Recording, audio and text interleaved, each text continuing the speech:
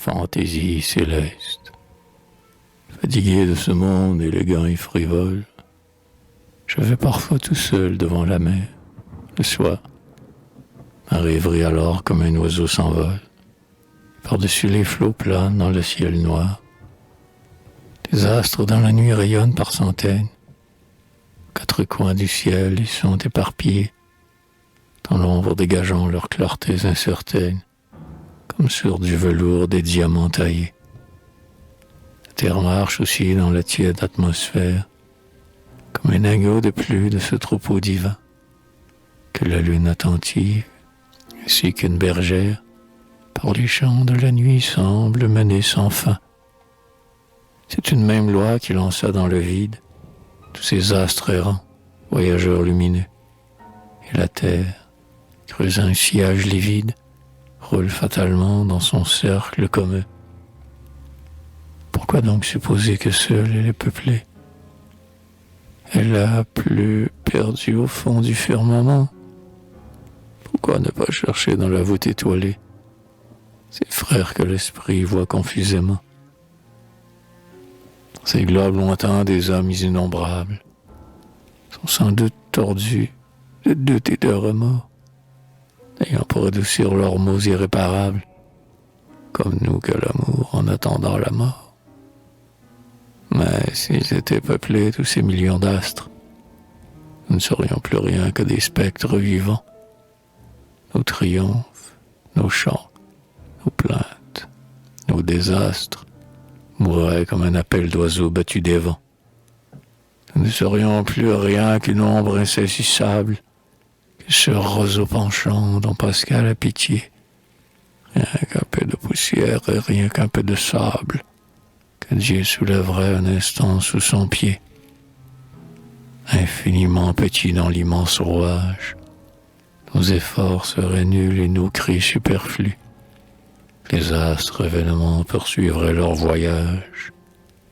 Dieu les verrait à peine et ne nous verrait plus.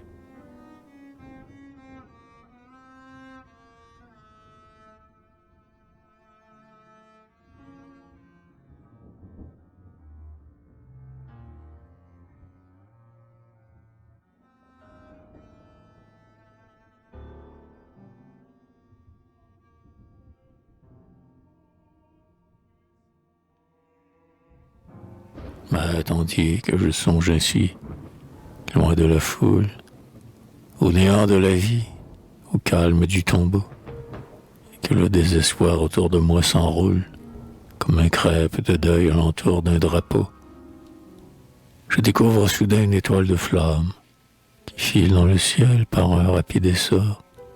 Je me dis alors que c'est peut-être une âme, qui va d'un astre à l'autre en creusant ce trait d'or.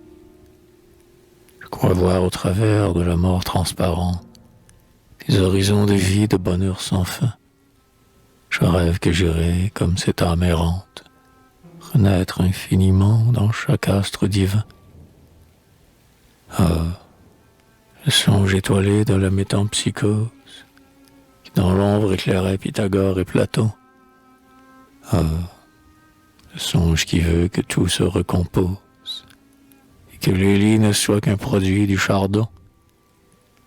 Ainsi je partirai avec le vent qui passe, et plus je serai bon, doux, indulgent, soumis, plus je m'en irai haut au travers de l'espace, pour jouir de l'amour dans le repos promis. Par une affinité délicate et suprême, je me retrouverai dans ces nouveaux séjours, avec tous ceux qui m'ont aimé, tous ceux que j'aime, ceux dont rêvaient mes nuits, ceux qui charment mes jours. Tandis que l'on guérait dans les astres infimes, ceux-là qui m'ont jeté l'ironie au l'affront, impuissants à souffler du fond de ces abîmes, sur le rayon de gloire, auréolant mon front. Plus je m'envolerais dans les sphères lointaines, plus le ciel serait bleu, plus le vent serait doux. Les roses n'auraient plus d'épines, les fontaines, plus de vases, et le fond des grands bois, plus de loups. On y vivrait ainsi qu'au paradis terrestre, ne mangeant que des fruits et dormant dans les fleurs, les oiseaux chanteraient comme un céleste orchestre, les enfants naîtraient sans tragique douleur.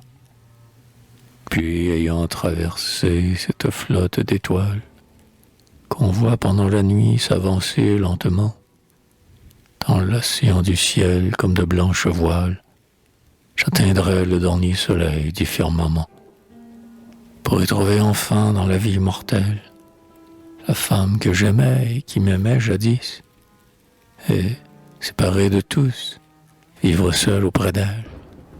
Ce serait tout mon ciel et tout mon paradis.